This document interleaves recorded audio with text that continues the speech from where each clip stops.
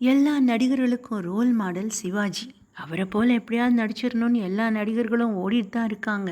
எந்த கேரக்டராக இருந்தாலும் அந்த கேரக்டராகவே மாறிவிடக்கூடிய தனித்தன்மை படைத்தவர் சிவாஜி. ரஜினிகாந்த், கமல் இவங்க கிட்டலாம் ரொம்ப நெருக்கமாக பழகுவார். பொன்னியின் செல்வன் படத்தில் வந்தியத்தேவனாக ரஜினியை நடிக்கவும், கமலை ஆதித்த கரிகாலன் வேடத்தில் நடிக்கவும் சொல்லியவர் சிவாஜி என்பது இங்கே குறிப்பிட வேண்டும். படையப்பா படத்தில் முதலில் 1 கோடி ரூபாய் சம்பளமாக வாங்கினார் சிவாஜி. 6லிருந்து 60 வரை திரைப்படத்தை பார்த்துவிட்டு சிவாஜியின் ஆதரவாளர்கள், படம் ஒன்றும் பெரிய பிரமாதம் இல்லை, வெளியே பேசிக்கொள்ளும் அளவுக்கு இல்லை, அந்த ஹீரோக்கு அவ்வளோக்கா நடிக்க வரல, நீங்கள் அந்த கேரக்டரில் நடிச்சிருந்தா நல்லா இருந்திருக்கும் என்று சொல்லியிருக்காங்க.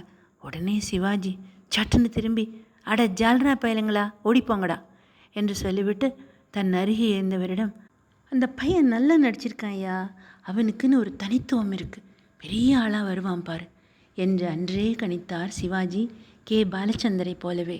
1979ஆம் ஆண்டு பஞ்சவர்ணாச்சலம் எழுத்தில் எஸ்பி முத்துராமன் இயக்கிய படம்தான் இந்த 6லிருந்து 60 வரை ரஜினியின் கெரியரில் ஒரு கல்ட் கிளாசிக் திரைப்படமாக திகழ்ந்தது.